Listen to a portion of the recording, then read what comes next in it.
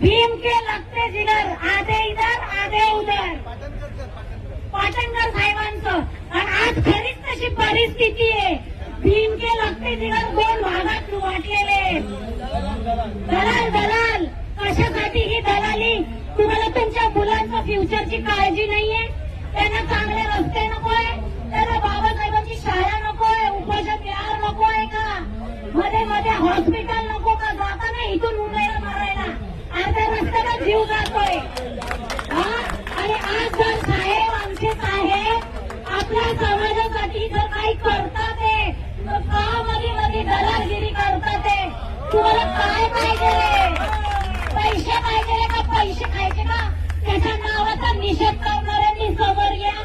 मी एकटीच तुम्हाला बाकीचे नाही. मी बाबासाहेबांच्याच रक्तातली एक वाघीण आहे.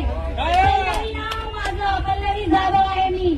आणि तिथून का तुम्ही निषेध करताय? इथे या ना, खासदारांचे माणसं आहोत आम्ही. या, ते बी बौद्धिष्ट आणि रक्ताचेच आहे बाबासाहेबांच्या. तुम्ही का विनाकारण समाजामध्ये तीड निर्माण करतात? विनाकारण आपसात भांडतात. खाणारे खाल्ले गेले 25ला, कुठं झोपले जरा बघून या. आणि त्यांना ते प्रश्न विचारा, 25 लाख कुठे गेले? आम्हाला का प्रश्न विचारताय? खाल्लेला भंतेजीला विचारा, जे कालपासून जिल्ह्यावर कारोड्या मारतात ते आता कुठे गेले? ते झोपलेत का काय?